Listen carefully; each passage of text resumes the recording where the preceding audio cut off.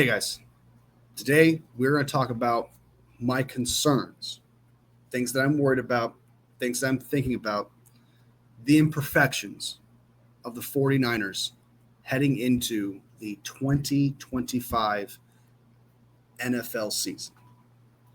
Now, this isn't a video where I'm saying like, hey, the sky is falling, and it's the end of the world and the 49ers are not good and they're trash and they're never going to make a Super Bowl and things like that. This not That's not the point of this video, right? Every team has imperfections. They have things that they worry about, things that they could point out, say, hey, they could get better. And that's what this video is about. I believe in this team. I love this team. I think this team did the right thing in the offseason for the most part. So this is not the sky is falling and the 49ers are doomed. And if they don't address these or fix these, they're absolutely screwed and they're not going to win any games. That is not this video. That is the biggest disclaimer I want to put out there. This is not the sky is falling, and it's the end-all, be-all because of these concerns for the San Francisco 49ers.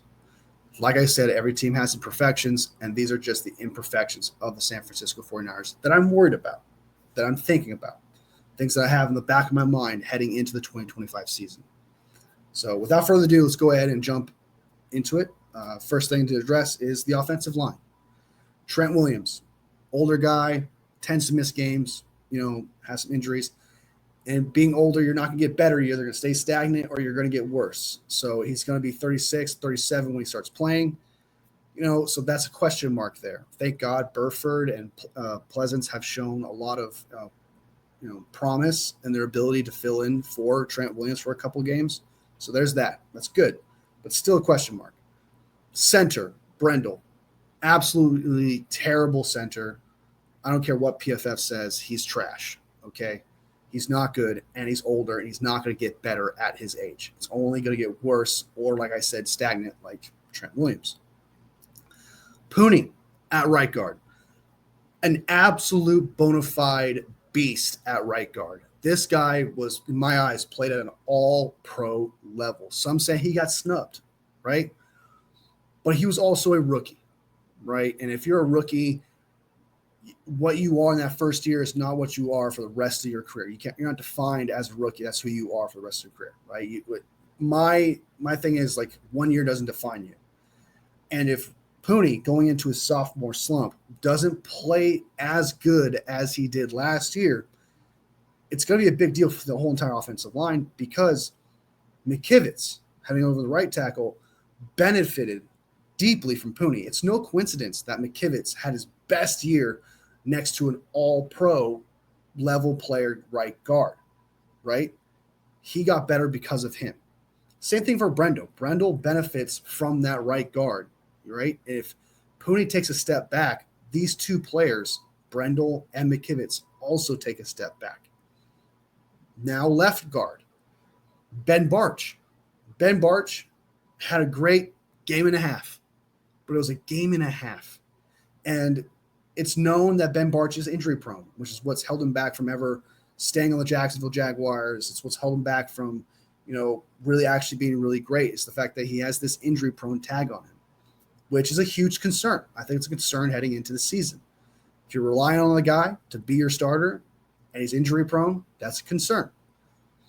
So on the offensive line, starting offensive line, you have question marks all over the place. It is thin ice. It is absolutely thin ice. Yeah, that left guard spot, you have some good depth, but they're depth. They're not supposed to be better than your starters. And if you have pretty much the exact same offensive line last year, where the highest rank for your offensive line that I could find anywhere was 16th in the league. I'm not expecting an offensive line last year that is just, razor thin, where one thing goes wrong, the rest of it just goes really wrong, okay? To just take this ultimate jump to suddenly be a top 10 O-line. Some people are literally saying this offensive line is going to be top 5 because of chemistry and cohesion, because they're working together. I'm sorry, but some of these players are either getting older or they're rookies or they're injury prone. There's There's a lot of question marks, and asking that offensive line to be consistent for 17 games, I believe, is asking for a lot. And to take a whole 11 positional rank jump from 16 all the way to top 5, I think that's absolutely nuts. Is it impossible? No. Anything's possible. It's football. But in an offseason where you don't get a player in free agency to fill one of those spots, in a draft where you don't get any one of an offensive lineman in the early mid rounds, you get a guy in the 7th round, Connor Colby, who's not going to be a starter, so it doesn't affect the starting offensive line. So that doesn't get better. Drew Moss, also not going to be a starting guy, so that doesn't help either. Your offensive line is literally the same from last year. Heading into this season, with all those question marks, it's a concern. And especially with Brock Purdy, who has been hurt a couple times because the offensive line is so bad. He's been hurt a couple times. And this could just going to be a whole Andrew Luck type deal where Brock Purdy's going to constantly get hurt because the offensive line is so bad and you can't protect him. We're going to lose him, right? And this offensive line, it's a big deal, and I don't think it got better, and I don't think it will get better.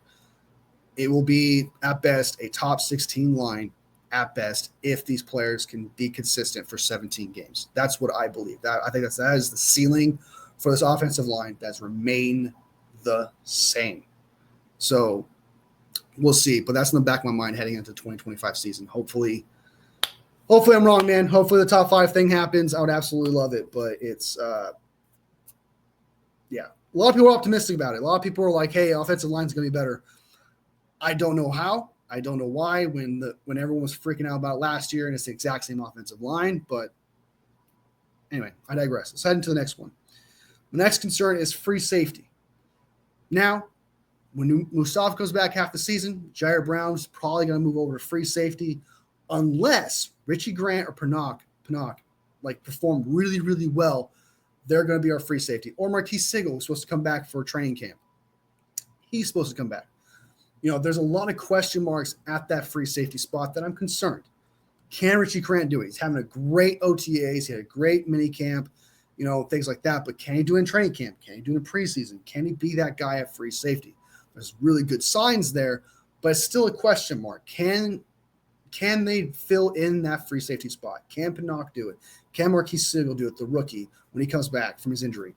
Can Richie Grant do it? Can they fill in that free safety spot? It's such a concern. Strong safety, Jair Brown can play strong safety. That is his natural position. He can play that spot. And we have good depth at the strong safety position as well. We have some good depth there. But free safety, man, that sideline to sideline guy it's a question mark. And if Richie Grant isn't as good as, advertised from minicamp and OTAs, that's going to be a problem. That's going to be a concern, right? So I really do hope that Marquise Sigel, Richie Grant, Pinnock show out because we really, really absolutely need them because we addressed the free safety position with a 5th round pick, but not to pick up someone like Blackman or some other vet that could play a free safety spot. There's concern.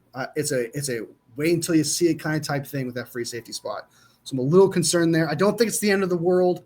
I have a lot of confidence and belief in Richie Grant, Pinnock, and Robert Saleh to fill in that hole and stuff. But like I said, even though the sky's not falling, it's still a bit of like, okay, let's see how they do kind of type thing. Heading to the next thing, the kicker position. I don't know what's going on there. I know a lot of people want Jake Moody gone. A lot of people think that Jake Moody should just be cut. He's got to go. I don't think so. I think he should be able to compete for his position.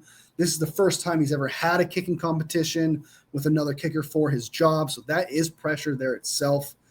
And we all know how badly he did against pressure last year and his rookie year. So this is new pressure that he's not used to, where if Greg Joseph outplays him, Greg Joseph's going to take his job. So for the very first time, Jake Moody is going to have a kicking competition, and he's going to be pressured for his job.